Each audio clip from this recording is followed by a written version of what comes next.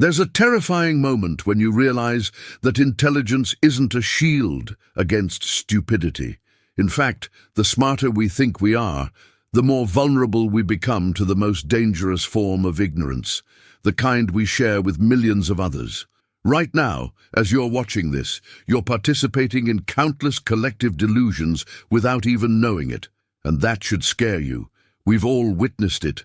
Entire groups of otherwise intelligent people believing something so absurd that looking back, we wonder how it was even possible. But here's the uncomfortable truth. You're not immune.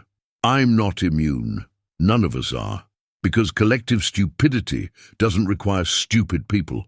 It requires something far more insidious, the silent agreement that questioning the crowd is more dangerous than being wrong with them.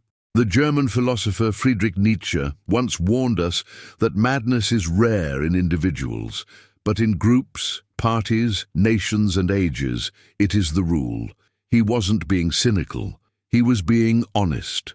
Throughout history, we've watched civilizations build entire belief systems on foundations of sand, convinced that because everyone believed it, it must be true. From witch hunts to financial bubbles, from mass hysteria to political movements that led to unimaginable horrors, the pattern is always the same. Smart people, thinking together, becoming collectively blind.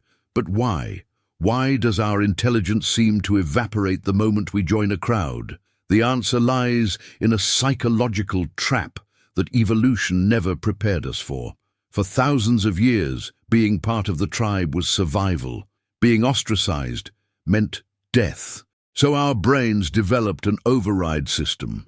When the choice is between being right and being accepted, we choose acceptance. Every single time. We don't even realize we're making the choice because it happens in the shadows of our consciousness, in that dark space where social fear lives.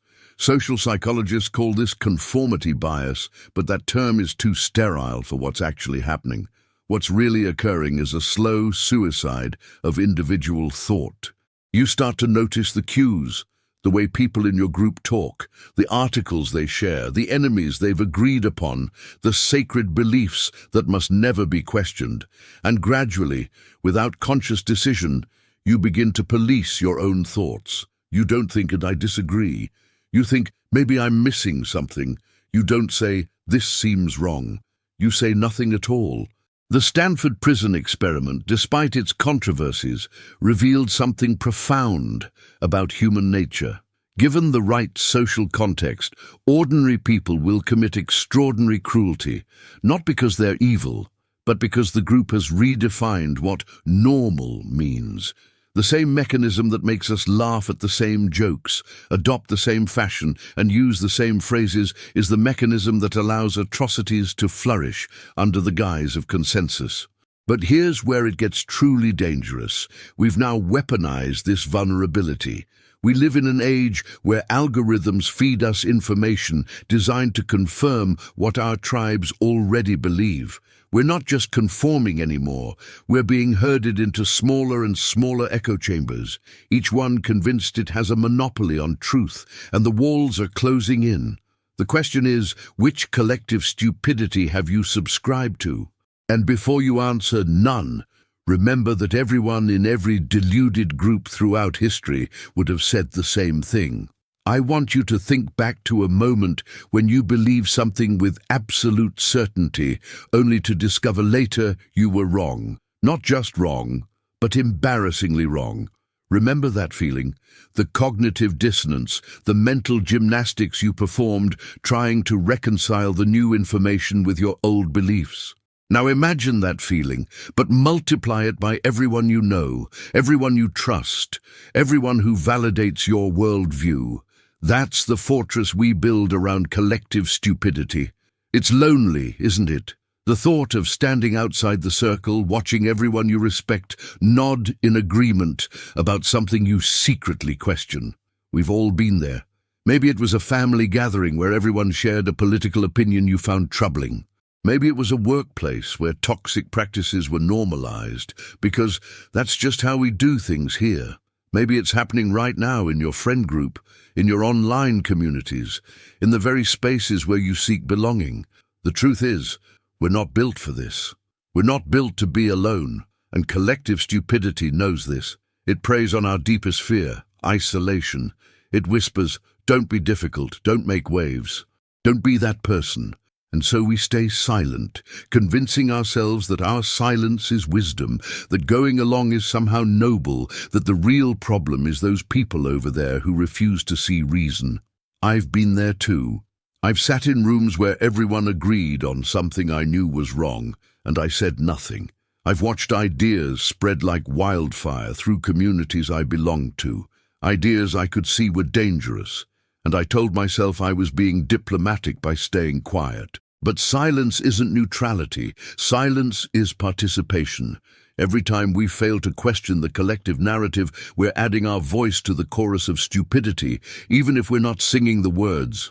And here's the heartbreaking part. The people we love, the people whose opinions we value most, are often the ones who keep us trapped. Because questioning the group means questioning them. It means risking the relationships that give our lives meaning.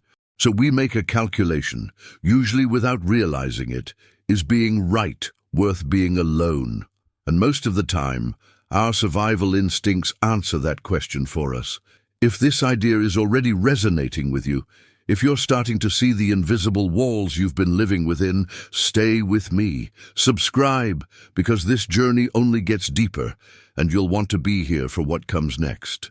But what if I told you that the way out of collective stupidity isn't through more intelligence? What if the answer has been hiding in plain sight, in a principle so simple we've overlooked it for centuries? The ancient Greeks had a concept called aporia, a state of puzzlement and uncertainty. Socrates used it deliberately in his dialogues, leading people to a point where they realized they didn't know what they thought they knew. He wasn't being cruel. He was offering liberation. Because here's the secret. The antidote to collective stupidity is radical intellectual humility, not the fake humility that says I could be wrong while secretly believing you're right.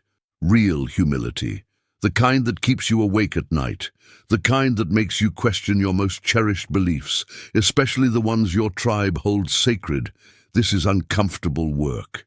It requires you to sit with uncertainty, to embrace the anxiety of not knowing, to resist the seductive comfort of consensus. Carl Jung understood this deeply. He wrote about the shadow, the parts of ourselves we refuse to see. But there's also a collective shadow, the truths that groups refuse to acknowledge. Every movement, every ideology, every community has its blind spots, the things everyone agrees not to look at. And these blind spots are where collective stupidity breeds. The only way to expose them is to become the person willing to say, wait, let's examine this. But how do you do this without becoming a contrarian for contrarianism's sake? How do you question the group without losing yourself in cynicism? The answer lies in developing what I call epistemic courage, the bravery to follow truth wherever it leads, even if it leads you away from your tribe. This means learning to hold contradictory ideas simultaneously. It means reading sources that make you uncomfortable. It means having conversations with people you disagree with, not to convert them, but to understand where your own thinking might be limited. Philosopher Karl Popper gave us a framework for this: falsifiability. He argued that a belief is only as strong as our willingness to imagine what would prove it wrong. So ask yourself, what evidence would change your mind about the things you believe most strongly? If you can't answer that question, you're not holding a belief, you're holding a dogma. And dogma is the oxygen that collective stupidity breathes. The practical path forward requires 3 commitments. First, diversify your information diet. If everyone you follow thinks the same way, you're not being informed, you're being indoctrinated.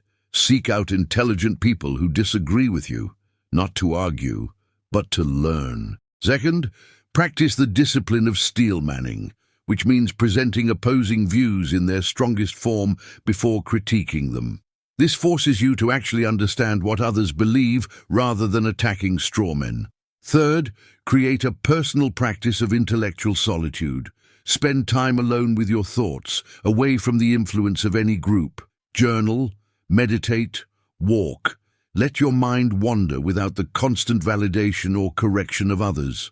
But there's a secret even deeper than this, something that most people never discover because they're too busy defending their tribal positions to see it. The real power comes from understanding that you're not trying to find the right tribe.